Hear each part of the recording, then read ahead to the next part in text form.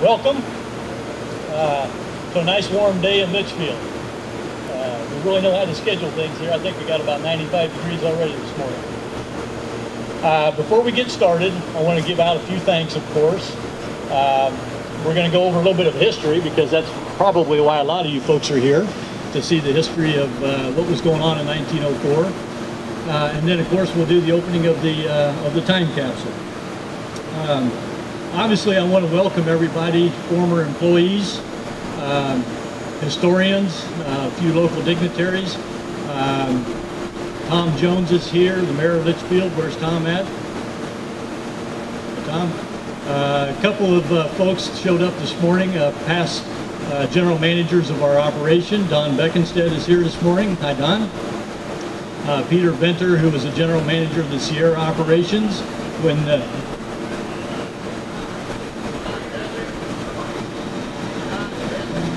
Sorry, John, who was in charge of Sierra when it was here.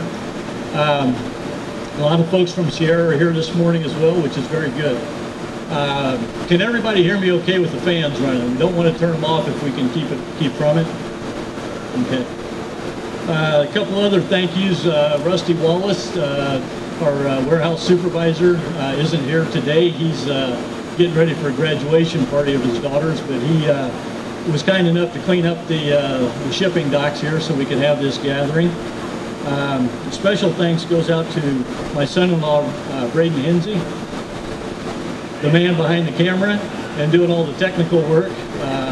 He's the one responsible for videotaping and allowing this to be put out on the web this morning. You'll get to see that also afterwards if you go to his website, techtalktonight.com. So take a look at that and you can see what we did here this morning.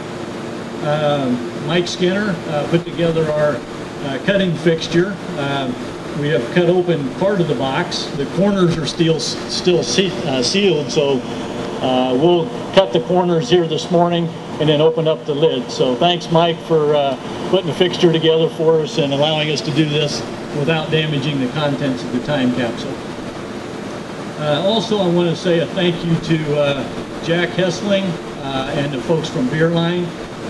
They were the ones who did the demolition of the old part of our building here, and they did an outstanding job of safely taking down the old structure.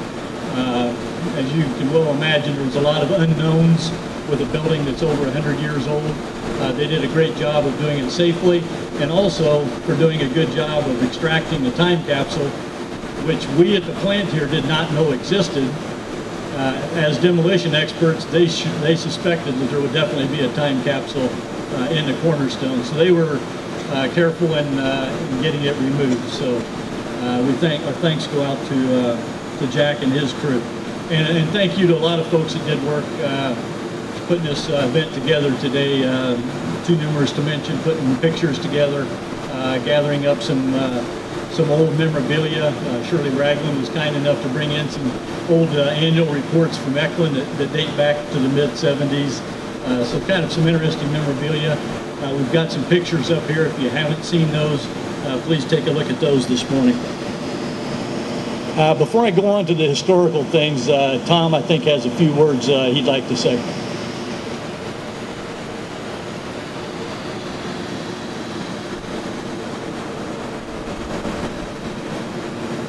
Because of the heat, I will not read the whole proclamation that we are giving to them. This is in recognition of all the years that they've put in out here for us. At this time, I would also like to give a plug for our new Litchfield Museum that we're talking about. I believe we have arranged that the time capsule and that will be part of the museum whenever it is completed. And for that, we do thank you. So at this time, I'd give you the proclamation from the city of Litchfield. Thank you.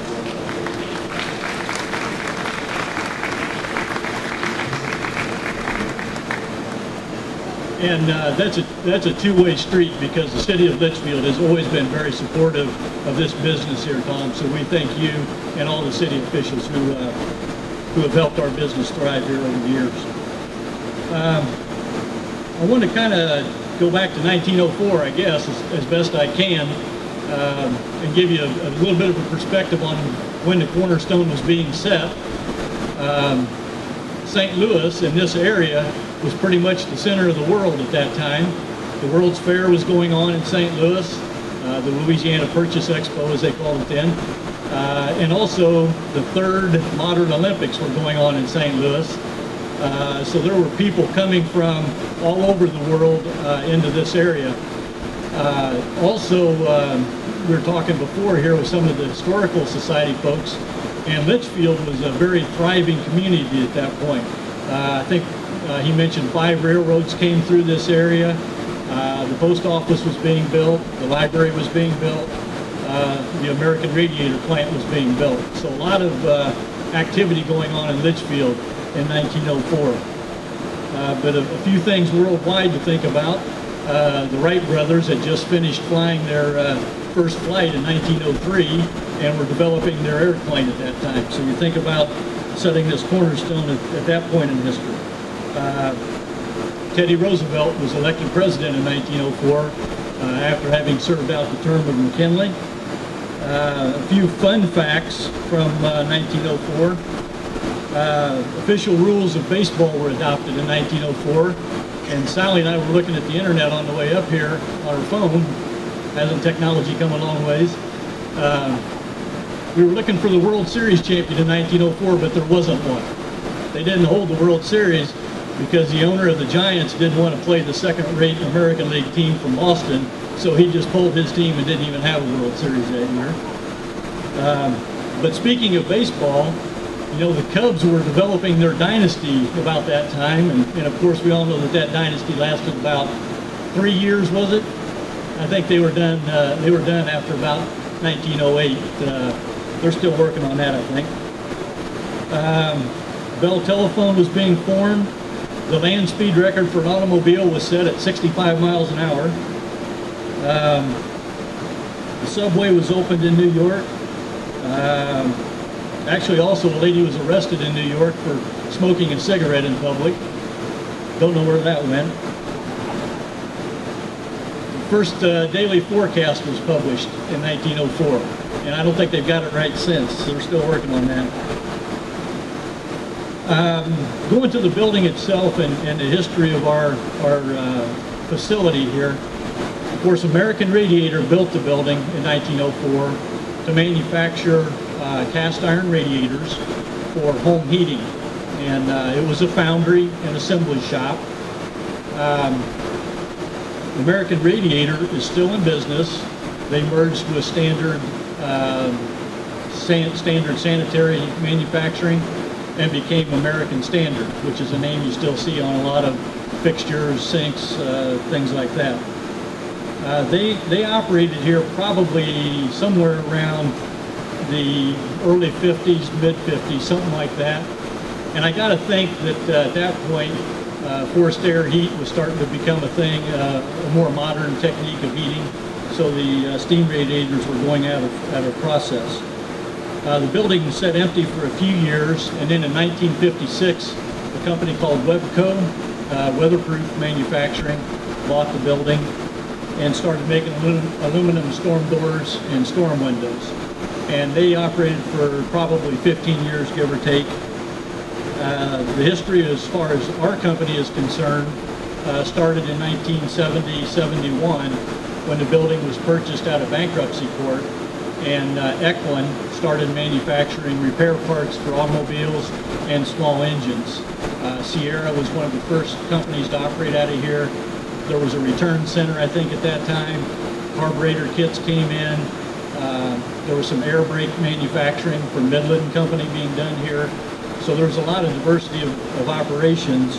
They started solidifying in the mid-70s when cylinders, brake cylinders, master cylinders, wheel cylinders started coming down from McHenry, Illinois. And we produced cylinders all the way up till a few years ago here at this plant.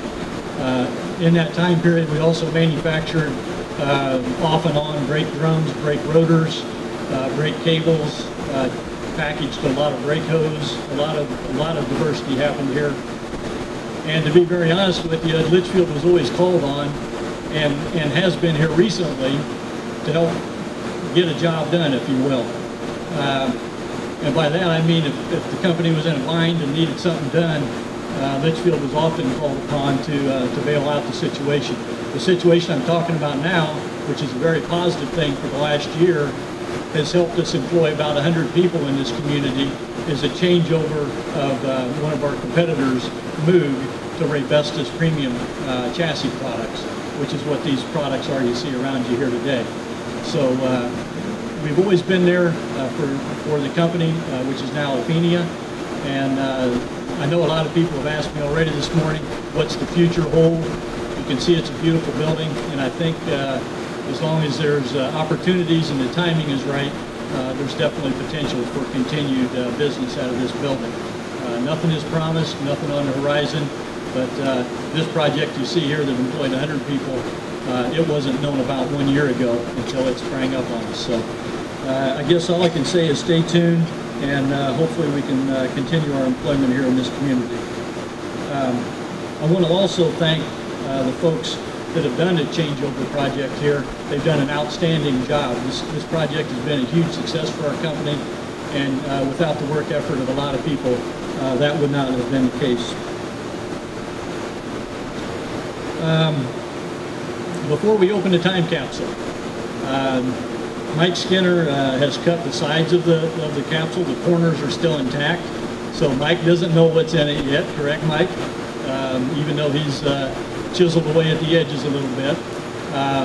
The time capsule itself, just so you know, is a copper box.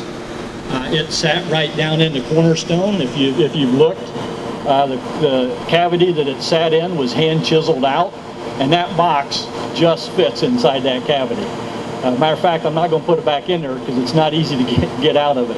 Okay, so there's some craftsmanship that went into that in 1904. What to expect in the box? It could be nothing but dust. Let's hope not. I'll feel like Gerardo opening up the box in Chicago a few years ago. More likely, it could have some photographs. It could have some paper money. I'm hoping there's some memorabilia from the World's Fair like we talked about that was going on at the time.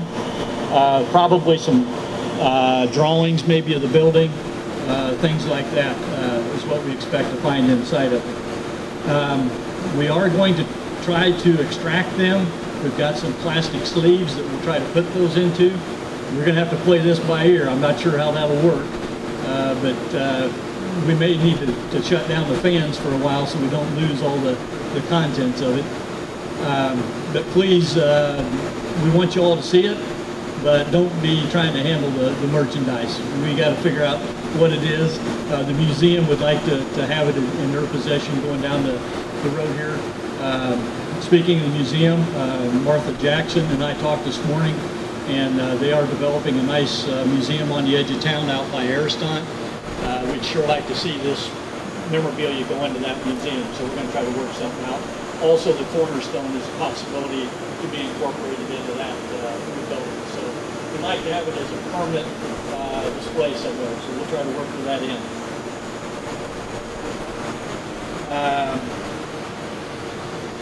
With that, Mike, let's open it up.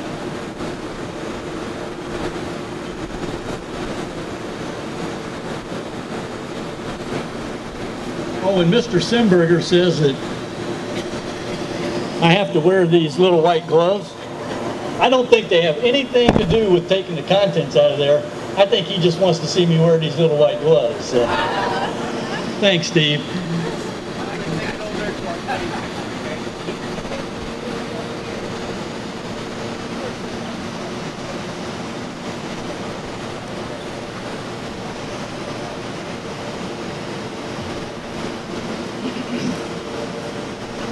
We did a little bit of research on how to properly open these, and the obvious thing you'd like to do, it's a sweated lead joint. So what you would like to do is heat that joint to open up the lid. But they said don't apply heat to it because you could damage the contents inside the box. The box is not meant to be the memorabilia. What's in it is, so just destroy the box and get the contents out.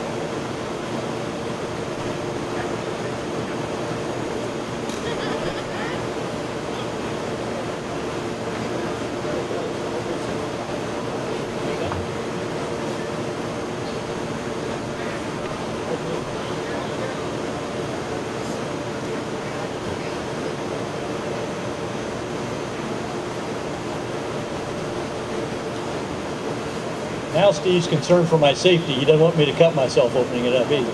Thanks, Steve. You're really looking out for me today.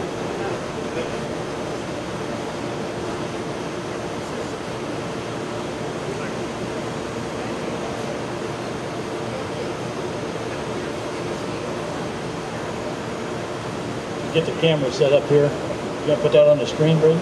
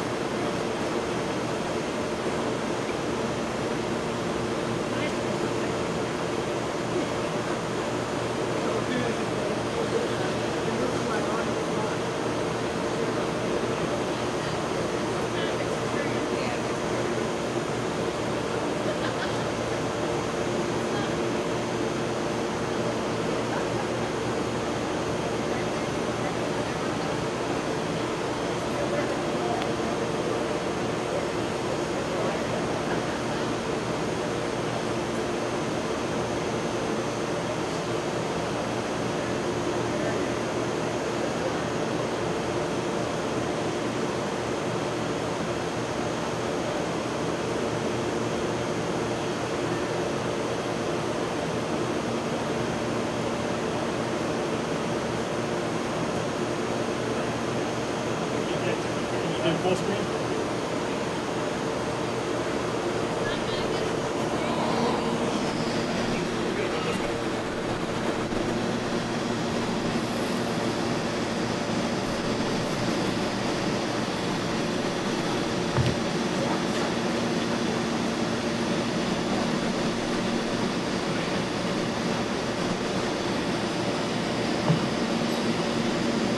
Photographers are ready?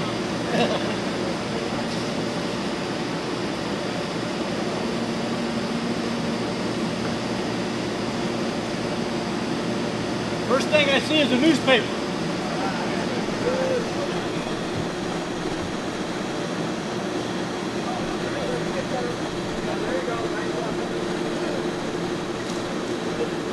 Daily something published in Litchfield.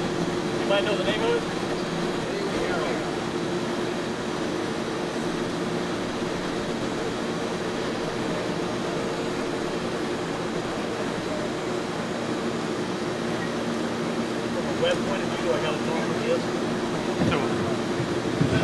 The first thing we see is a newspaper.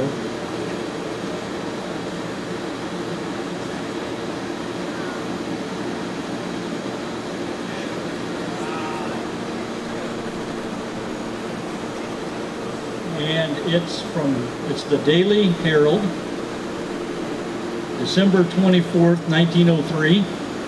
So this must have been the Christmas edition. It's got Christmas carols on the front page of it. And to be honest with you, it's in excellent shape.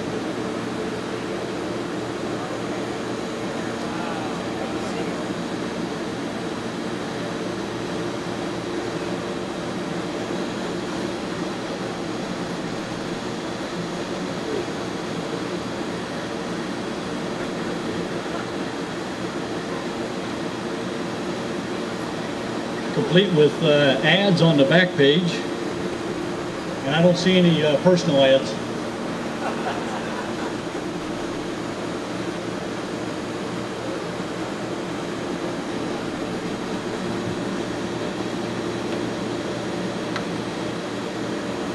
Okay, the next thing we have, the 5th annual report of American Radiator Company. And that's the complete size of their annual report.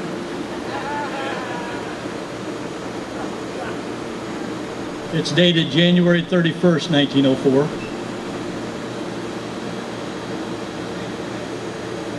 Let's see if they made any money. No.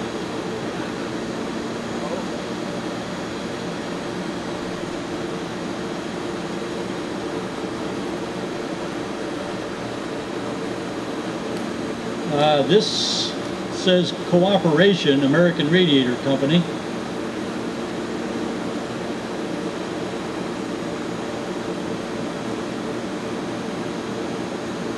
Looks like a sales brochure of some sort.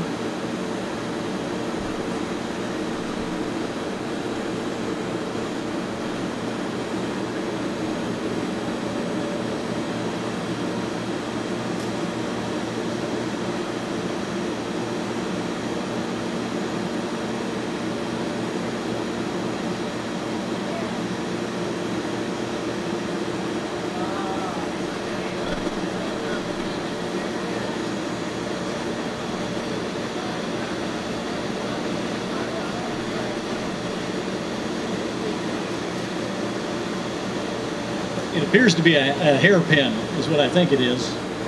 Part of the pin has deteriorated some, but that's what it appears to be.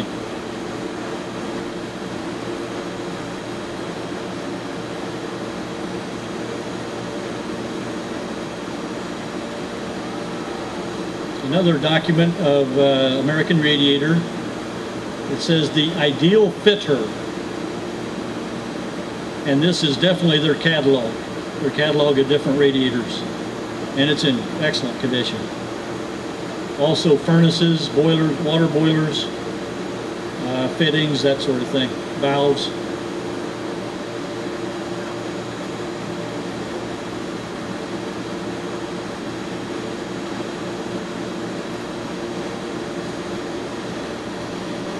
I don't think it's the Hope Diamond.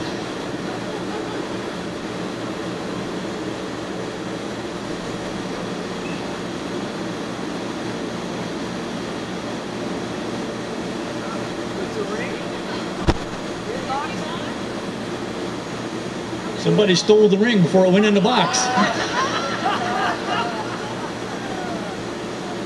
Call the Litchfield police.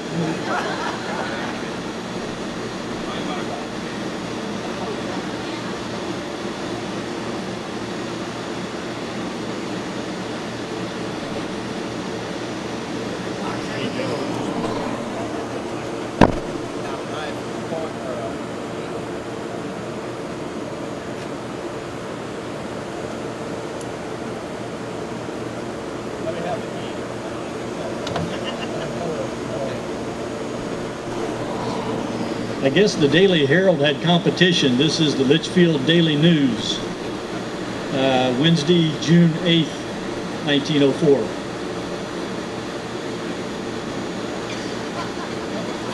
Is anybody doing the math here? We thought the stone was set June 4th, 1904. Apparently it was set sometime after June 8th, or on June 8th possibly.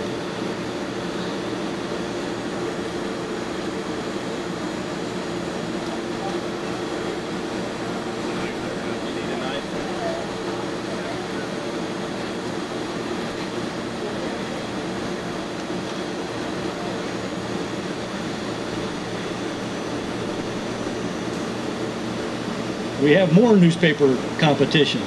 This is the Weekly Monitor, also published in Litchfield.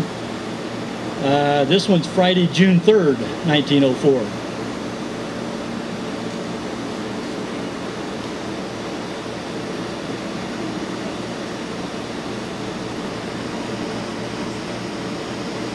Okay, now we're getting to some photographs. Unfortunately, they used a paper clip to put them together.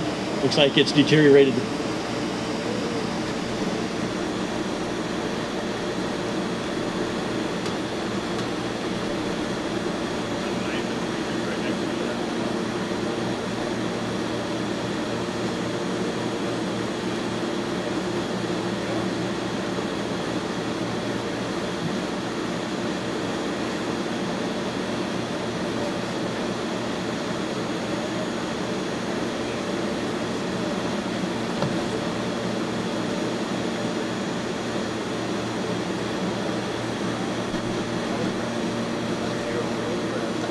It looks like we have a picture. It's numbered, and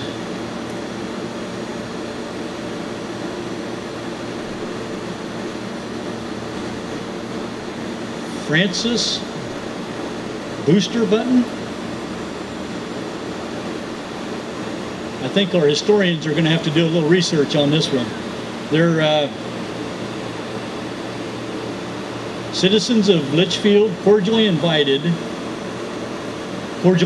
you to be present at the laying of the cornerstone of American Radiator Company's plant at Litchfield, Thursday, June 9th, 1904, 11 o'clock a.m. And I guess this photo must be some of the, I would guess some of the dignitaries of American Radiator.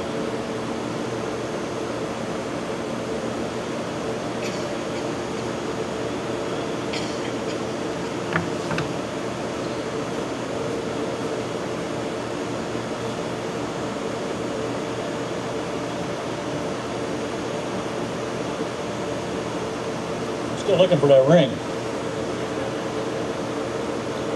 First National Bank.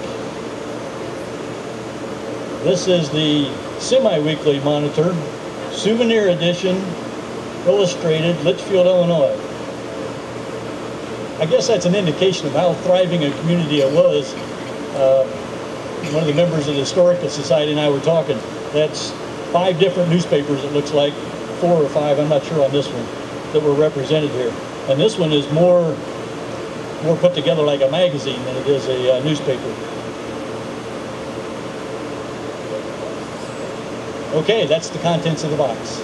No money, no diamonds.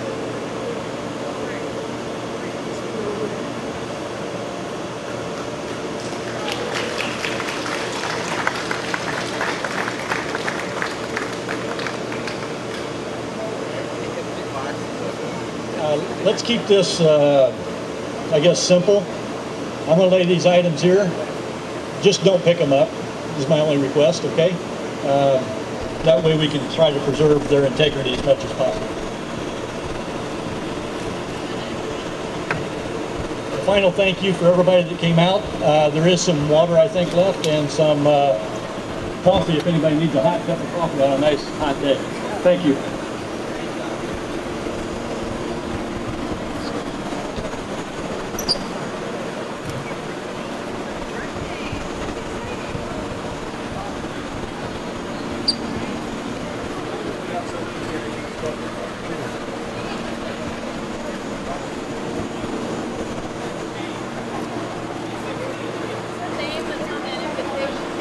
It's an open invitation to the public.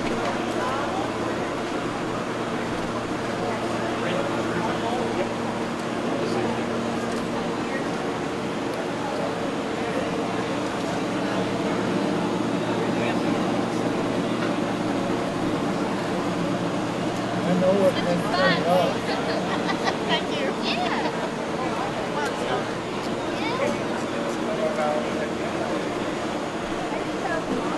Lost and reconnected a couple times, but I think the gist was there. Yeah. I'll do that here.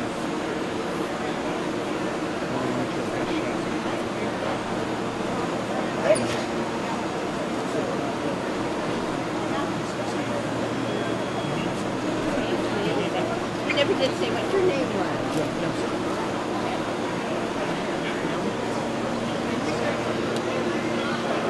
And you are? I was the plant manager. Just that's fine. Just call it the plant.